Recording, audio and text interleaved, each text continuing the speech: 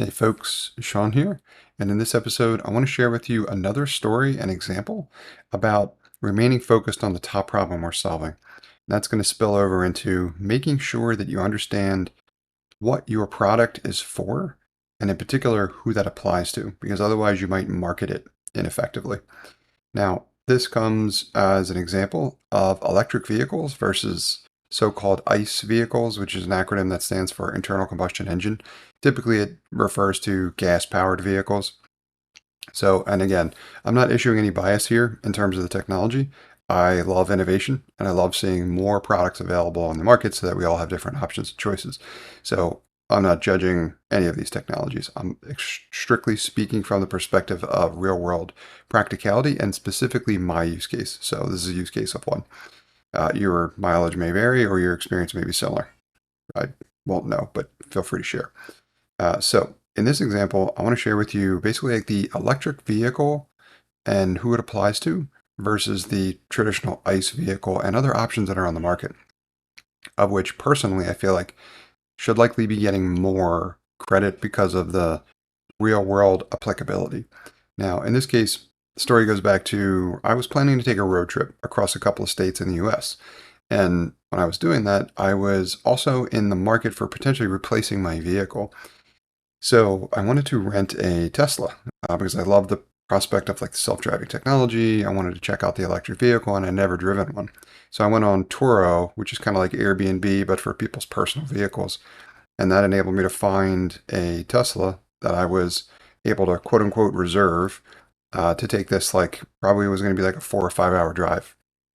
So I rented one and then I started communicating with the host and the host tells me, well, what are you going to use the vehicle for? And I told them when I was going to do that kind of road trip. And they said, it's not going to work for your purposes. And I was like, what do you mean it's not going to work for my purposes? So I asked a couple more questions and they shared in the winter, especially because the car's heater is always running to make sure it stays at the right operating temperature, it's constantly draining the battery and it's draining it quite a bit more quickly. Now, this was years ago, but even still, she said to me that for every hour I'd be driving, I'd be charging. So my 5 hour trip will become a 10 hour trip.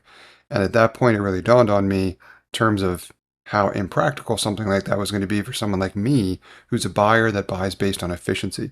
To me, a vehicle is a product or a utility that is meant to get me from A to B as efficiently as possible without breaking any laws.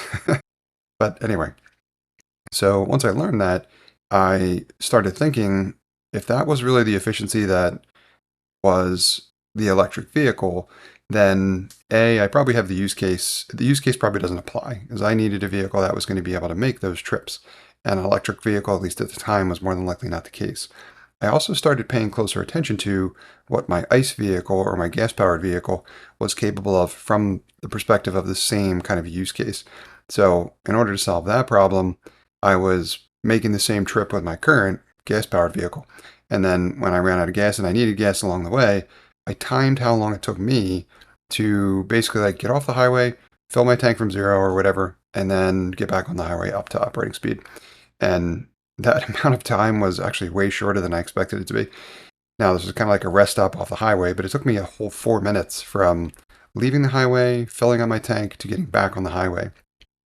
Now, compare that to charging my vehicle for upwards of an hour if it only made it that far and having to do so 4 or 5 times as frequently. And all of a sudden, this new technology, this new product, and this electric vehicle has made my experience considerably worse. Now, I know there's other value to the electric vehicle experience, but at least from that perspective, that was the most important reason I would purchase myself. And as such, I just see a product like that is not really working well for that use case. Now, there is a use case for it, I think. And I also don't own a home or anything like that, so I don't have like place to plug in a car like that. But if you do, if you own a home and most of your driving is around town, I see the electric vehicle use case, right? To that extent, I would say it's more convenient. But if you want to take on a road trip, it may not meet your needs.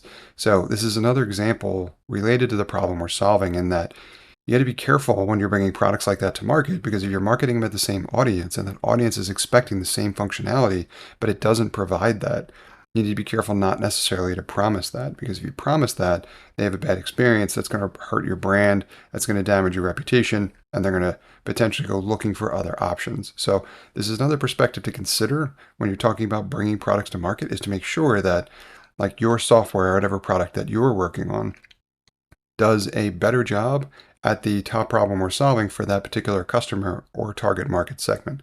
If you know them well enough, you'll know what that is, and you'll know what you need to meet from an expectations perspective in order to make your software successful.